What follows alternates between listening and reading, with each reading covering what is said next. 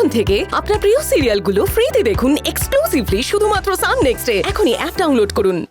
মঞ্জু শুধু আমার দাদাকে নয়, নন্দিতা কাকিমা আর ওই প্রদীপ কাউকেও সন্দেহ করছে।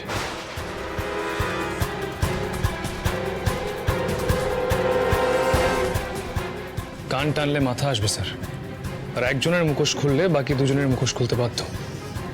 আমি সেই অপেক্ষায় আছি। এই গল্প দিয়ে কি তুমি মঞ্জুর দোষ থাকতে চাইছো? ওসব আসল পরিচয়ের গল্প অন্য কেস। এটা নিশার মার্ডারের কেস। নিজের ইচ্ছায় ও নিয়েছিল এটা দায়িত্বটা। এখন ওকে জিজ্ঞেস করো যে নিশার বডিটাকে ওর বাবা মাকে ফেরত দিতে পারবে? স্যার আমাকে একটু সময় দিন।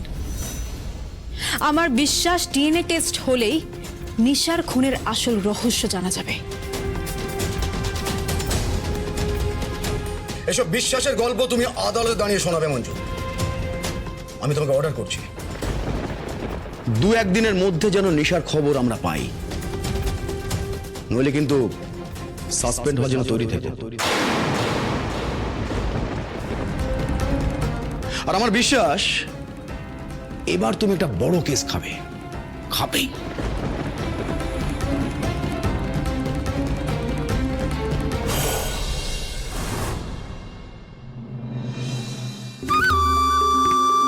সিচুয়েশনটা ঠিক কিভাবে হ্যান্ডেল করা উচিত? রাজা জেলে পৌঁছলেও আমার কিচ্ছু এসে যায় না, উল্টে ওখানে থাকলে আমার লাভই বেশি, হাতের মুঠোয় থাকবে। কিন্তু মঞ্জু যদি সিডের আসল পরিচয়টা জেনে যায়, তাহলে আমাদের ঠিক কতটা বিপদ হতে পারে। তার চেয়েও বড় প্রশ্ন হলো, ঈশানীকে কে বা কারা মারলো, আর কেনই বা মারলো? দেখো রানী, মিথ্যে কথা বলো না। মিথ্যে কথা আমার ঠিক পছন্দ হয় না। তুমি হচ্ছে গিয়ে মঞ্জুর বুজুম ফ্রেন্ড, তাই তো? একটু ঝেড়ে কাশো তো, ওই মঞ্জু আর নিশার কেসটা তুমি কতটা জানো?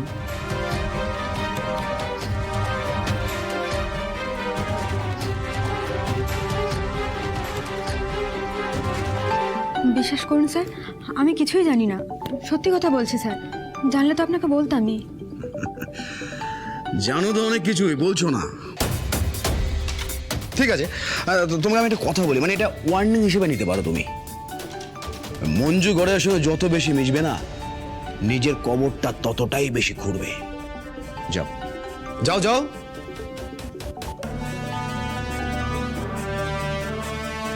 Hello madam. আচ্ছা, ঈশানীকে কি রাজা খুন করিয়েছে?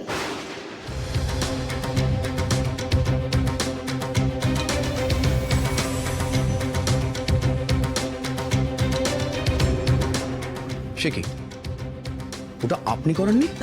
আরে আমি করালে কি আপনাকে এই প্রশ্নটা করতাম?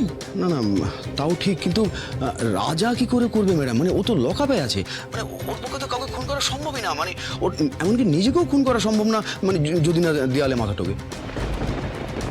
সত্যি কি তাই? 100% ম্যাডাম। মানে ও কারোর সঙ্গে ফোনেও কথা বলেনি। ও যদি মানে কাউকে নিয়ে যে ঈশানীকে, না না না না না, ঈশানীকে খুন করেছে সেটাও তো সম্ভব না ম্যাডাম। সেটাই তো মাথায় ঢুকছে না দুলাল বাবু। রসুলপুরের বাইরে থেকে হঠাৎ কে এসে উদয় হলো যে যে আমাদের ডিঙিয়ে এত বড় একটা কাজ করে ফেললো? সেই খুনি কি চেঁচে রাজাকে হেল্প করতে চাইছে, নাকি নাকি ওর অন্য কোনো উদ্দেশ্য আছে? আরো একটা কথা, ঈশানীকে মঞ্জু কোথায় লুকিয়ে রেখেছে, সে বাইরের খুনি সেটা জানলো কি করে? আমি তো কিছুতেই ভেবে উঠতে পারছি না।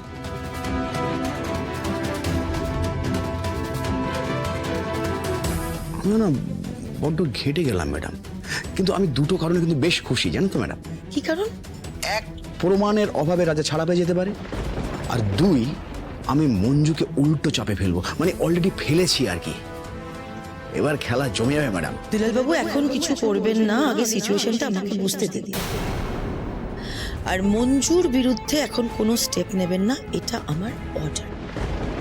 ওই অজানা খুনিকে আইডেন্টিফাই করার জন্য আমার মঞ্জুকে দরকার হতে পারে। আপনি যা বলছেন তাই হবে ম্যাডাম। হ্যাঁ তাই হবে। আর একটা কথা, আমি চাই না যে রাজা এখনই ছাড়া পেয়ে বাইরে আসুক। আমাদের অ্যাপয়েন্ট করা অ্যাডভোকেট যাতে কিছু না করতে পারে সেটা আপনি এনশিওর করবেন। কেসটাকে ঝুলিয়ে রাখুন। বোঝাতে পারলাম? হ্যাঁ হ্যাঁ ক্লিয়ার, বললাম না ম্যাডাম যে আপনি যা বলবেন তাই। রাখি।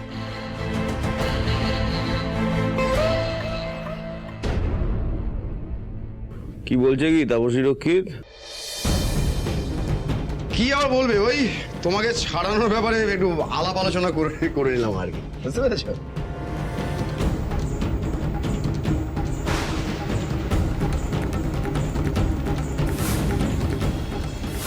ডিএনএ টেস্টটা কি করে আটকানো যাবে?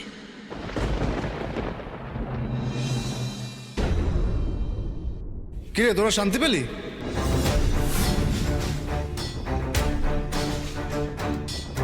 কিরে বল, কি মঞ্জু খুশি তো, নাকি আরো একটু খুশি হওয়া বাকি আছে? আমি কিন্তু সব বুঝতে পারছি, সব। তাই এখনো আরো অনেক কিছু বোঝা বাকি আছে নাকি? আমাকে ভুল বোঝানো কিন্তু এত সহজ নয়।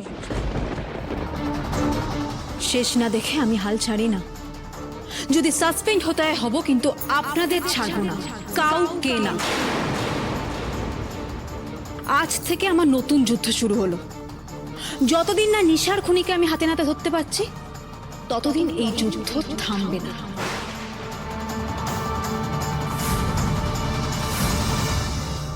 মঞ্জু তুমি না জীবনটাকে সিনেমা সিরিয়ালের সাথে গুলিয়ে ফেলছো।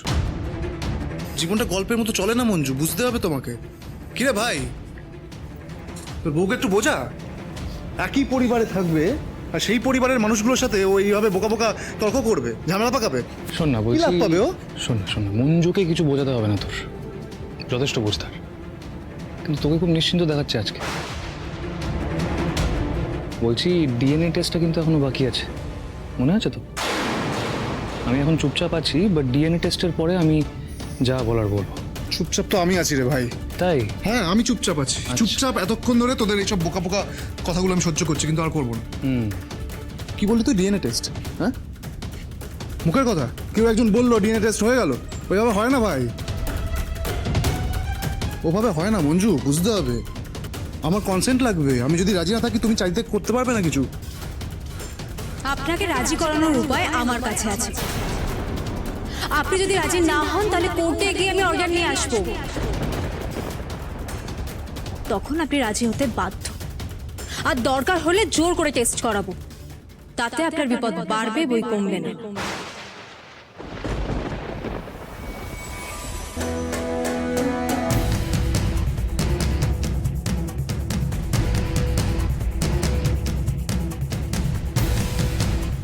মঞ্জু, এতটা নিষ্ঠুর তুমি কি করে হতে পারছো? একজন মায়ের থেকে তুমি তার সন্তানকে কেড়ে নিয়েছো, সেটা নিয়ে তোমার কোনো মাথা ব্যথা নেই? তুমি চাইছো এখন অভিকে হেনস্থা করতে, মানে যেন তেন প্রকারে অভিকে হেনস্থা করতে।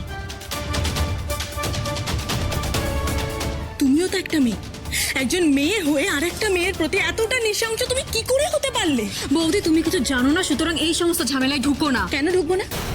তুমি বলছো বলে। কে তুমি? হ্যাঁ, কে তুমি? শোনো মঞ্জু, এই যে অভি আমার স্বামী। তুমি আমার স্বামীকে যা ইচ্ছে তাই বলবে, দিনের পর দিন হেনস্থা করবে, আর আমি চুপচাপ দাঁড়িয়ে দেখবো? শোনো মঞ্জু, আমি তোমাকে পরিষ্কার বলে রাখছি, তুমি যা ইচ্ছে তাই করে নাও, কোনো ডিএনএ টেস্ট হবে না। আমি করতে দেব না। আমি তো তোমাকে আগেই বলেছি যে আমি তোমার সমস্ত চাল বুঝতে পেরে গেছি। তুমি চাইছো এখন যেভাবে হোক অভিকে ভাসাতে, তাই তো? শোনো মঞ্জু, আমি কিছুতেই তোমার এই চাল তোমাকে চালতে দেব না, কিছুতেই এই নোংরা খেলায় আমি তোমাকে জিততে দেব না। বৌদি, তুমি অন্ধ হয়ে গেছো, অন্ধ। তাই কে নোংরা খেলাটা খেলছে তুমি বুঝতে পারছো না? আমি সবকিছু বুঝতে পারছি, কিচ্ছু বুঝতে পারছো না? পারছি। আর শোনো, এই যে শোনো, কি? তোমার আর তোমার বউ, তোমাদের না ভালো মানুষের মুখোশগুলো খুলে গেছে। কি বলছে? কারোর মুখোশ খোলার হলে এবার খুলবে।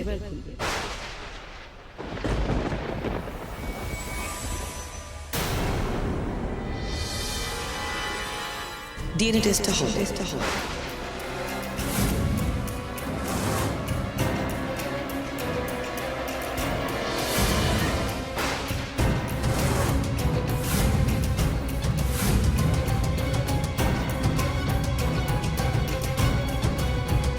মঞ্জু তুমি নিশ্চিন্তে থাকো, অভি যদি তোমার কথা না মানে তাহলে ওর ডিএনএ টেস্ট করবার ব্যবস্থা আমি করব।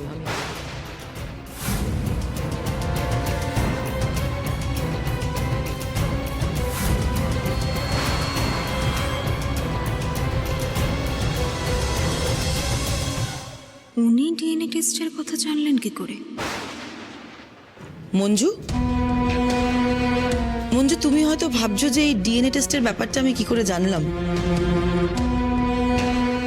আসলে আমি একটা কাজে থানায় গেছিলাম, বড়বাবুর মুখে সবটা শুনে আমি আর থাকতে পারিনি। আমি সব কাজ ফেলে এখানে ছুটে চলে এসেছি। দেখো, এত বছর ধরে যেমন আমি অর্জুনকে চিনতাম, তেমন তো অভিকেও চিনতাম। এখন ও যদি অভি সেজে এই বাড়িতে এসে থাকে, তাহলে সেটা তো আমার পক্ষেও মেনে নেওয়া সম্ভব নয়।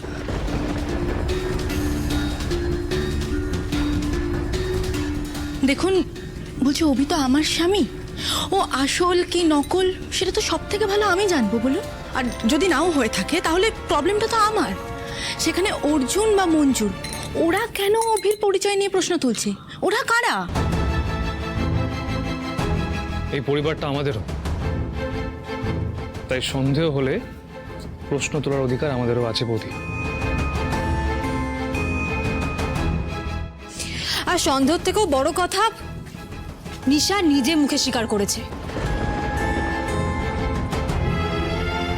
আচ্ছা অভিদা, আপনি যদি সত্যি অর্জুনের দাদা হয়ে থাকেন তাহলে ডিএনএ টেস্ট করাতে তো আপত্তি করছেন কেন? আপত্তি করছি কারণ বিষয়টা অপমানজনক। এটা আমার বাড়ি, আমি এই বাড়ির বড় ছেলে, এই বাড়িতে দাঁড়িয়ে আমাকে অপমান করা হবে সেটা সহ্য করবো কেন আমি? তাহলে নিশা এই কথাগুলো মঞ্জুকে কেন বলেছে? এই প্রশ্নের উত্তর তোর কাছে আছে? অর্জুন অর্জুন অর্জুন অর্জুন অর্জুন অর্জুন অর্জুন অর্জুন মাথা ঠান্ডা করো, শান্ত হও, চিৎকার চেঁচামেচি না। দেখো, এই সবগুলো না ওই পাঁচকান হওয়ার বিষয় নয়। বাইরের লোকজন এগুলো না জানাই ভালো। আর তাছাড়া আমি চাই না যে এগুলো নিয়ে কোনো কোর্ট কাছারির ঝামেলা হোক। অভি, তাই আমি বলছিলাম যে আর অশান্তি বাড়িও না, তুমি ডিএনএ টেস্টটা করিয়ে নাও। যদি সত্যি তুমি অভি হও তাহলে আমরা সবাই নিশ্চিন্ত হয়ে যাব। আর যদি তুমি অভি না হও তাহলে আমি নিজে পুলিশ নিয়ে এই বাড়িতে আসব।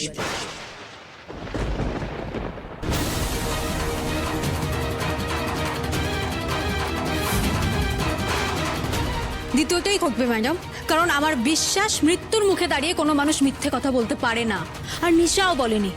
সুতরাং নকল অভিষেকদের খেলা শেষ।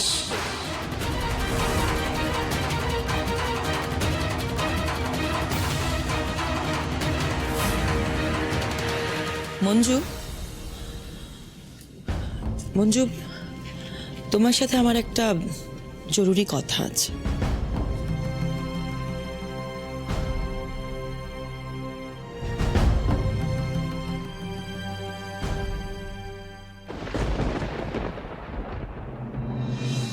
আসুন। বলছি মঞ্জু, একটু দাঁড়া, আমি চাটা নিয়ে আসি। এই না না না না না অর্জুন, না, একদম না, একদম কেন? না। একদম ব্যস্ত হবে না। তুমি আমাকে এভাবে পর করে দিচ্ছ? এটা তো আমার মেয়ের শ্বশুর বাড়ি, আর তাছাড়া আমার খুব তাড়া আছে, আমাকে এক্ষুনি বেরোতে হবে। যাই হোক, মঞ্জু, আমাকে একটা কথা বলো তো, এই নিশার মার্ডার কেসটা নিয়ে তোমার কি কাউকে সন্দেহ হয়? না মানে তুমি আমাকে বলতে পারো, আমি তাহলে পুলিশের ওপর মহলে কথা বলবো। আমি ইনভেস্টিগেশন করতে বললে ইনভেস্টিগেশনটা প্রপারলি হবে।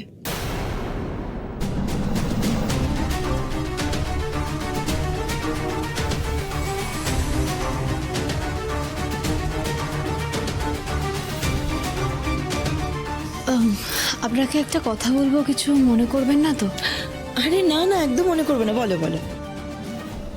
নিশার মার্ডার নিয়ে আপনি এত ভাবছেন কেন?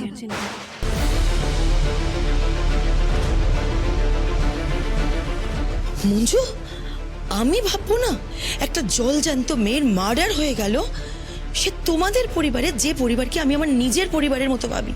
আর এই খুনটা হয়েছে রসুলপুরের বুকে। গোটা রসুলপুরের জন্য এটা চিন্তার বিষয়। রাজার ড্রাগসের কেস, তোমার কেসের উইটনেস মার্ডার হয়ে গেল, আর তোমাদের বাড়িতে অর্জুনের দাদার ডুপ্লিকেট। ঘটনা তো একটা নয়, ঘটনা তো অনেকগুলো। আমি টেনশন করব না?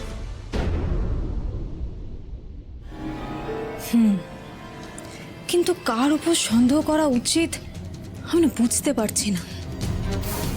হ্যাঁ, অভিধার উপর সন্দেহ আছে, কিন্তু নিশার উপর যখন গুলি চলে তখন অভিধা এই বাড়িতেই ছিল। এই কেসটা সলভ করার জন্য ওনার আসল পরিচয়টা জানা খুব দরকার, তাহলে ওনাকে চেপে ধরলে আমরা আরো কিছু জানতে পারবো। একটা কথা জানেন ম্যাডাম, নিশাকে আমরা খুব গোপন জায়গায় লুকিয়ে রেখেছিলাম। ওকে যে কেউ মারতে পারে তার থেকে বড় কথা, ওকে যে কেউ খুঁজে পেতে পারে সেটা আমি বা অর্জুন কেউ ভাবতে পারিনি। এক মিনিট। আচ্ছা মঞ্জু, তুমি আমাকে একটা কথা বলো তো, তুমি যে ডাক্তারের আন্ডারে নিশাকে রেখেছিলে, তিনি কি এই ঘটনাটা কাউকে জানিয়েছিলেন? জানি না, আর সেটা জানার উপায়ও এখন নেই, কারণ ডাক্তারকেও সরিয়ে ফেলা হয়েছে। আমি তো এটাও জানি না ডাক্তার আর নিশাকে আদৌ মার্ডার করা হয়েছে নাকি ওরা এখনো বেঁচে আছে, কারণ নিশা যে ঘরে ছিল সেই ঘরে রক্তের দাগ ছাড়া আর কিচ্ছু পাওয়া যায়নি। দূর, এসব কথা আমার কোনো লাভ হচ্ছে না। কিন্তু ঈশানীকে কে বা কারা মারলো এটা তো জানতেই হবে। কি করে জানবো? মঞ্জু, আমি বলছিলাম কি যে তুমি এই ইনভেস্টিগেশনটা ভালো করে করো তো, তোমার নিজের মতো করে করো। কোনো প্রয়োজন হলে আমাকে বলো, আমি তোমার পাশে আছি, কেমন? আজ তাহলে আসি। অর্জুন, আমি আসি আজ। সাবধানে।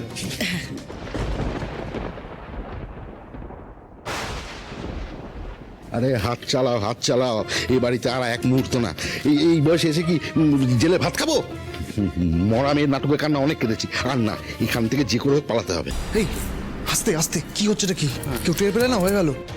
আর আমরা কিন্তু এখন বেরোবো না, একটু রাত হোক। রাত? হ্যাঁ, এখন তো সবাই জেগে আছে, সবাই ঘুমোক। একবার যদি ধরা পড়ে যায় তাহলে লকাবেই থাকতে হবে। না, রাত হোক, তারপর তুমি রাত, দিন, দুপুর যখন খুশি ঘুরেও, আমি এক মুহূর্ত রিস্ক নিয়ে এই বাড়িতে থাকতে পারবো না। বোকামি করছো পিকে পিকে পিকে পিকে, আমার কথা শোনো। হ্যাঁ, আমি তো বোকা, আর তুমি তো খুব চালাক। তাপসী রক্ষিত যখন ডিএনএ পরীক্ষার জন্য চাপ দিচ্ছিল, তখন বিচে বিড়ালের মতো চুপ করে যাচ্ছিল কেন? কি হচ্ছে এটা? কি আস্তে কথা বলো।